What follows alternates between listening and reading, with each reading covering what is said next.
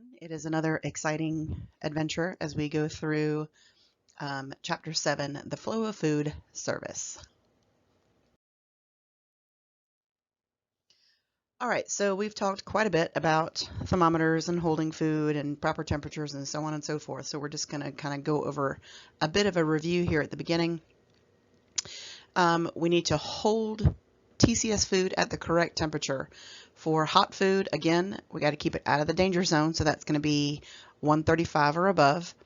And cold food, again, 41 or below. And those numbers are significant because that is the top of the temperature danger zone and the bottom of the temperature danger zone. So we want to keep foods out of that danger zone. You're always going to want to use a thermometer to check a food's internal temperature. And we also have thermometers on some of our holding units, and you never want to use that as an internal temperature of a food. You always need to check the actual food. We need to check temperatures every 4 hours, meaning if you have food out on a buffet, every 4 hours it should be getting temped. If we have food that is not being held properly, meaning cold food is above 41 or hot food is below 135, we're going to have to throw it out. Now, the alternative is to check temperatures every 2 hours. That way, you have time for corrective action.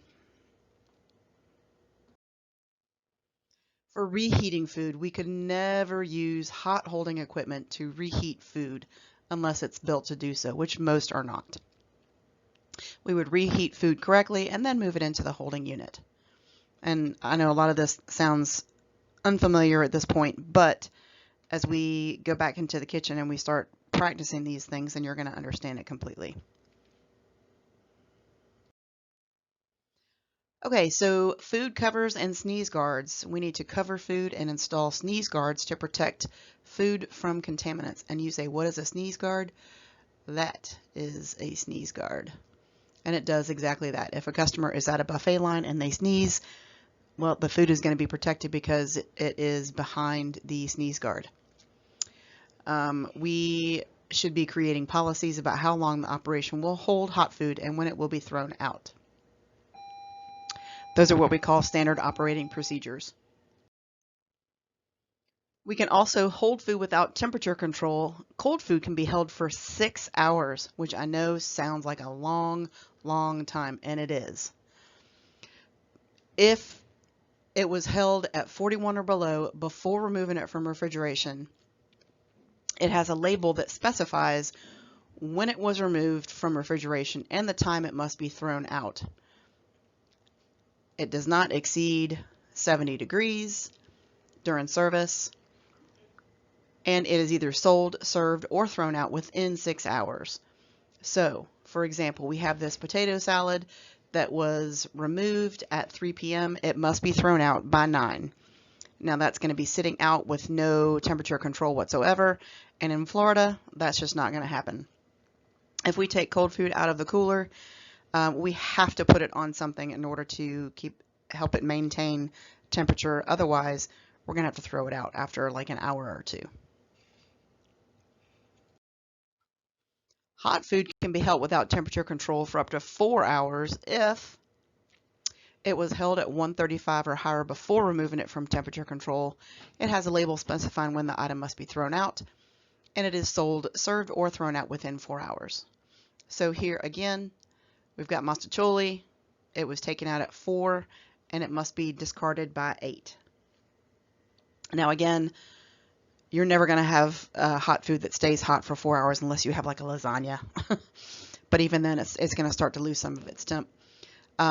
So that is just to keep food out of the danger zone. And again, temping it before that 4 hours is up so you can take corrective action is a good idea. Okay, so handling dishes and glassware. You'll notice when servers come and bring your food, their hands are always underneath the plate. They shouldn't be on the sides here like that. When handling glasses, they should be always carried around in their container, not stacked like this. one on top of each other, because that just asks for someone to break. All right, so you'll notice here that the person is holding the silverware by the handle and not by the actual part that goes in a customer's mouth. Never want to do that. We never want to have bare contact with ready-to-eat food, so again, we must use tongs or gloves. And here they're showing a person scooping ice with an ice scoop as opposed to doing it with their hands. If you preset tableware, you must wrap or cover the items to prevent contamination. Meaning you can't just have out on the table your fork and your knife and your spoon. It must actually be covered like this. All right, table settings do not need to be wrapped or covered if extra settings are removed when guests are seated, or if they're left on the table, they are cleaned and sanitized after guests have left. We can never reserve food that's been returned by a guest, uncovered condiments, uneaten bread, or plate garnishes. Generally, only unopened, prepackaged food in good condition can be reserved, like condiment packets or wrapped crackers or breadsticks. Again, wrapped, not individual, wrapped. We need to prevent contamination when serving food. We're going to avoid bare hand contact with ready-to-eat food. We've talked about that before. And we'll do that by either wearing single-use gloves or using spatulas, tongs, deli sheets, or other utensils. You want to make sure that you're using clean and sanitized utensils for serving. We'll use separate utensils for each food and clean and sanitize utensils after each task. If we are using them continuously, we're going to clean and sanitize them at least every 4 hours. We're also going to want to store utensils correctly between use. We would either leave them in the food with the handle extended, place them on a clean and sanitized food contact surface, or we can also store spoons or scoops under running water or in a container of water at least 135 degrees. We need to prevent contamination when serving food by only allowing take-home containers to be refilled when the containers are designed for reuse, provided to the guest by the operation, or cleaned and sanitized correctly. We can do take-home beverages. They can be refilled if it is not a TCS food or if the container is refilled for the same guest. It can be effectively cleaned. It is rinsed with fresh hot water under pressure before refilling, and the container is refilled by the staff in the operation or by the guest using a process that prevents contamination.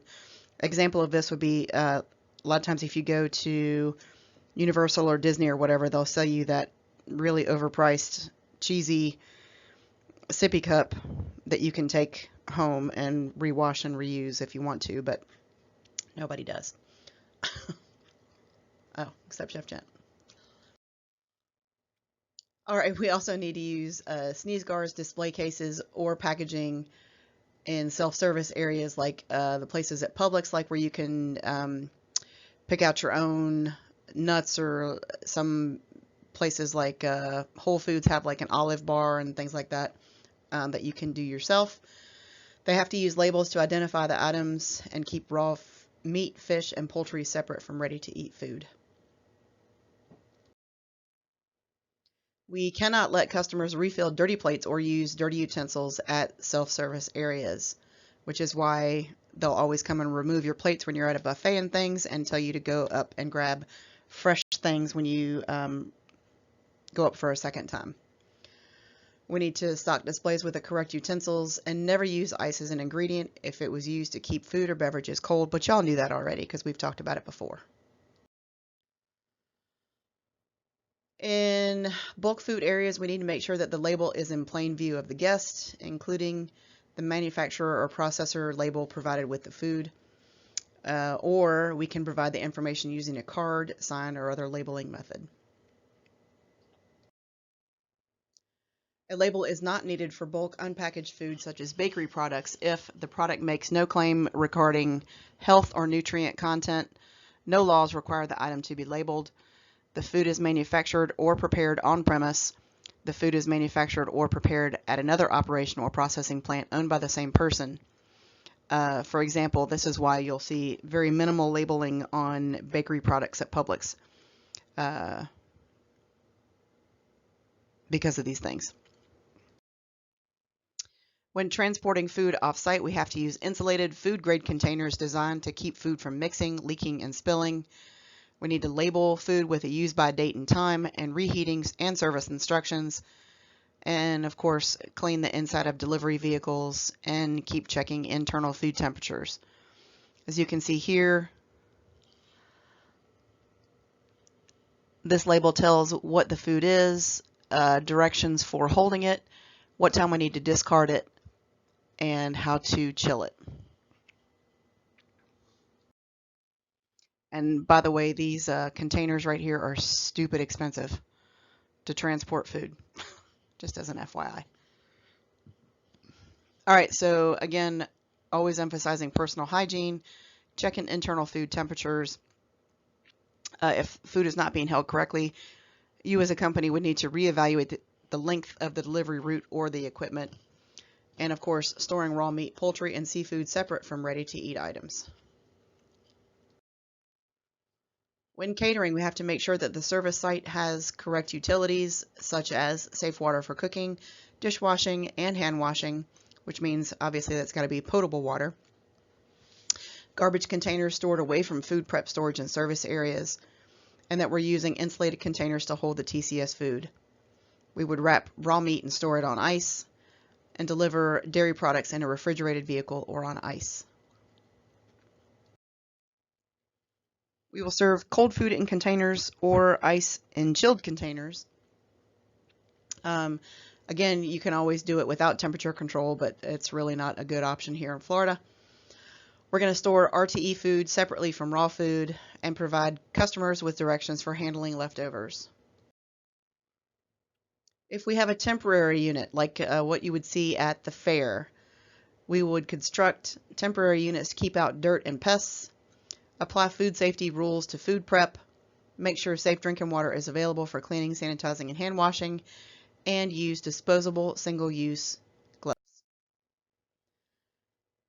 Also for mobile units, sanitation requirements may be vary based on the products. The same food safety rules apply to permanent and mobile kitchens, and space permit or license may be needed. To keep vended food safe, and vended food would be stuff that you would find in a vending machine or say like in an airport when you're trying to rush off, catch a flight and you need some food. That would be the stuff that you're catching. You need to check the product shelf life, throw away food past its expiration or use by date, and throw away refrigerated food prepped on site and not sold within 7 days. Remember, that's their magic day. We need to keep TCS food at the correct temperature, dispense TCS food in its original container, and wash and wrap fresh juice. Let me start over. Wash and wrap fresh fruit with edible peels before putting it in the machine. I don't know that I'd be buying fresh fruit from a vending machine, would you? Yeah. Okay, so what do you think? Can the temperature gauge on a holding unit be used to check the temperature of the food inside? And we already talked about this. That's going to be a big fat no.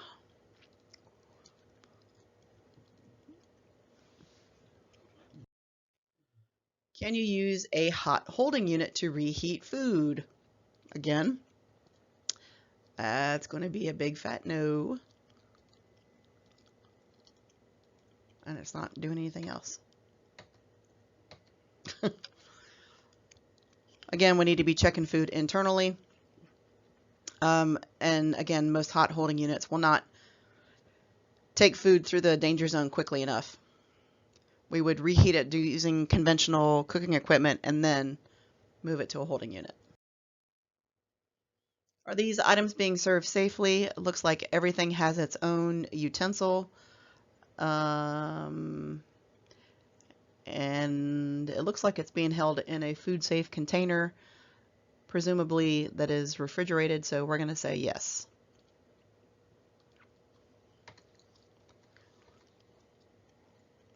There we go.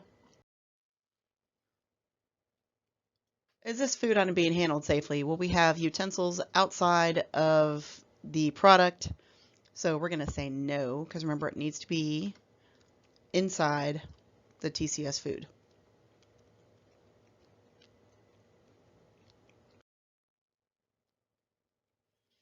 Is this food being delivered safely? It looks like it's a hotel pan inside of a cardboard box, so that would be a big fat no, just because a cardboard box is not going to insulate your food.